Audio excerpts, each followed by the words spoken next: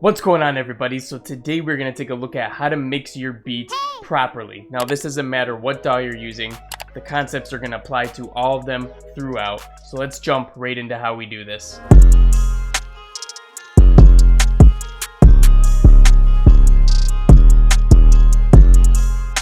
Alright guys, so let's take a quick listen to the unmixed beat so we know what we have to work with, and then we can start jumping in and I'll start sharing my kind of process that I go through when I start mixing this. So this is what we got right now.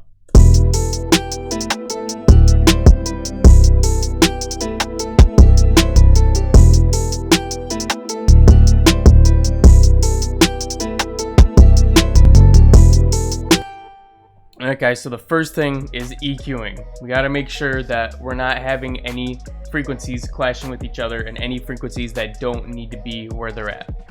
So if you haven't done this already, it's a really good idea to cut lows out of your melodies.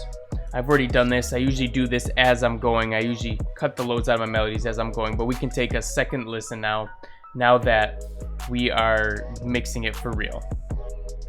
So really quick before we go ahead and do that, another thing that's really good is to go ahead and throw a mono on the master channel. So if you're using Ableton, there's a mono plugin under utilities right here.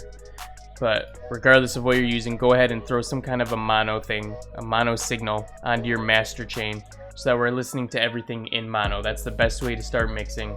So let's go ahead and start mixing these instruments a little bit further than I already have and just making sure that we've dialed it in perfectly.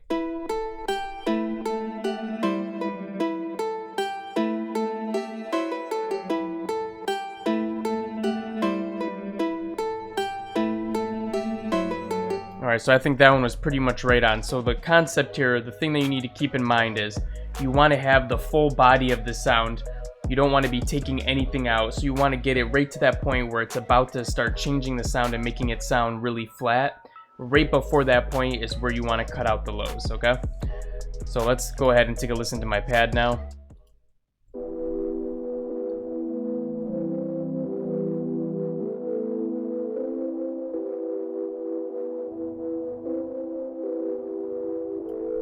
Awesome, so we took even more lows out of that pad and it still sounds great. So let's listen to both of those together really quick.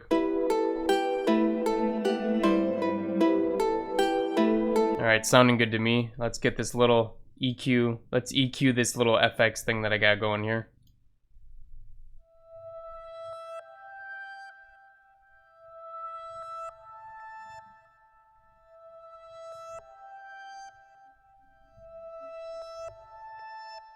Alright, so all together now.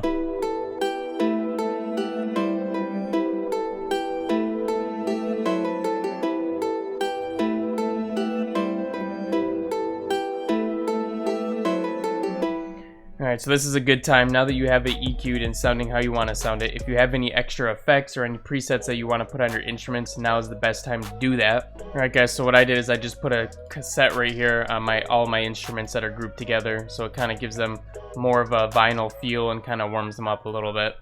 And now what I'm going to do is make sure that all the levels are correct with these, and then we can move on to the other stuff.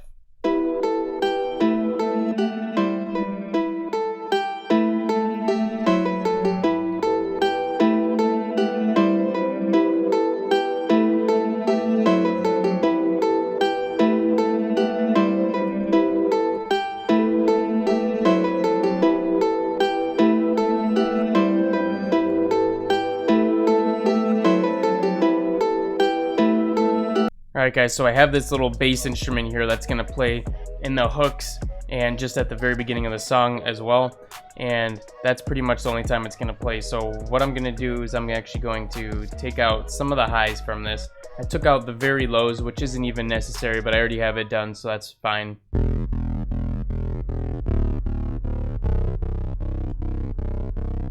So I'm going to take out some of the highs now just so it's not occupying too much of those highs. It can have a little bit, but not too crazy, so.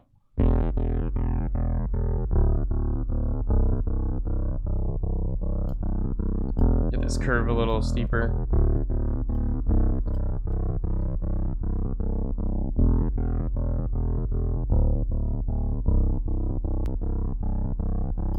That's starting to sound good, so let's listen to it with our instruments now.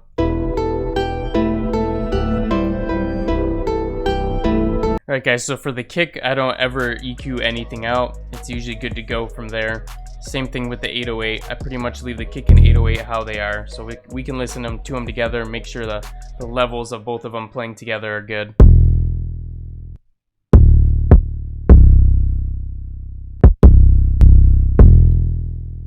Alright, and once you're happy with those levels, we can move on from there. Now, for all of your drums, what I usually do is cut out the lows of these, because we don't need the lows in the hi-hats, the open hi-hats, the snares, none of that stuff has to be there. So that's going to save even more room for the 808s, and it's actually going to let the highs in these instruments come out even more. So we're just going to do that really quick here. So you can tell this snare has a lot of lows in it already, so we don't need to chop a ton of it out. Usually anywhere between 50 and 100 is perfectly fine, but let's just dial it in here. Remember, we're just making sure that it's not cutting any of the ranges of sound off. So if that snare starts to sound different, it starts to sound really thin, that's how we know we took too much away. And here, I'll show you what I mean now. So let's say we took out here. You can see that now it has a completely different sound than this, because you're hearing the lows in it when we do it like that. So basically, we're just going to dial it in between 50 and 100 here.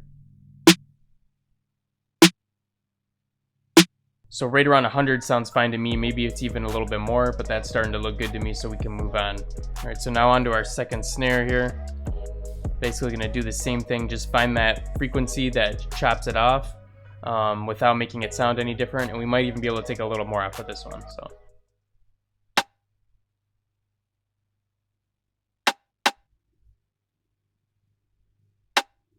Okay, so we were able to take even more off of it than the last one because this one doesn't have much lows going on at all. So now we're good with that one.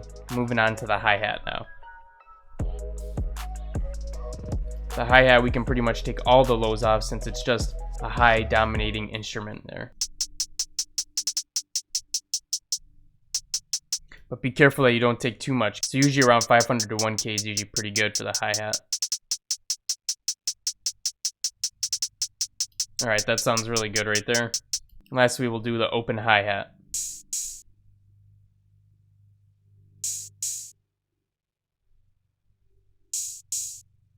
Alright, so let's listen to all our drums by themselves, and then we can get some of the levels right as the drums are as a unit. So, one good thing to keep in note is that the snare is going to be the loudest instrument out of all these, so you can start with the snare when you're leveling it all.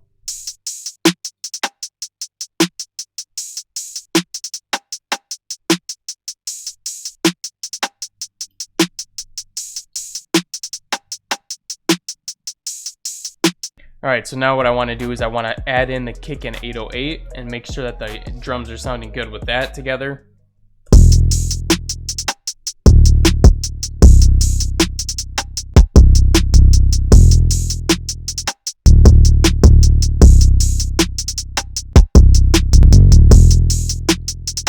And then once you're happy with all those levels, we can listen to the whole thing together, do any small minor adjustments, and we pretty much have our song going now. So since we did all of our lead instruments together, we're not going to touch any of these channels individually. We're going to control this as a master unit in our group. So if you don't have your melodies grouped, but you have all the levels set, go ahead and, you know, you can use Command or Shift to highlight all of these, and then you just press Command G, and it'll put it into a group for you, and you can control the master volume of all of them together.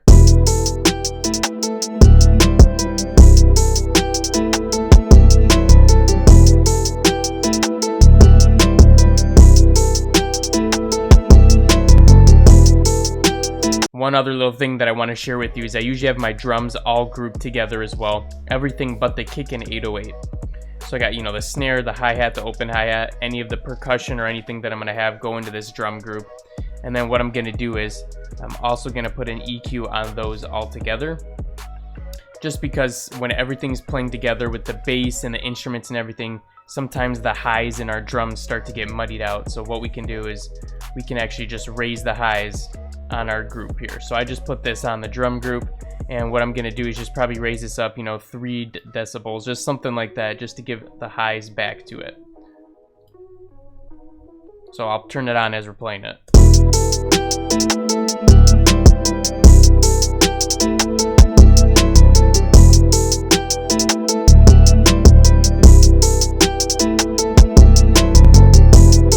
Alright guys, once you're happy with all the levels, you can go ahead and take that mono off of the master that we did in one of the first steps there. And then we just got to make sure that it's still sounding good with the mono on. But you can pretty much bet that if it sounded good with the mono on, once we have the stereo, it's going to sound way better. So prepare yourselves for this.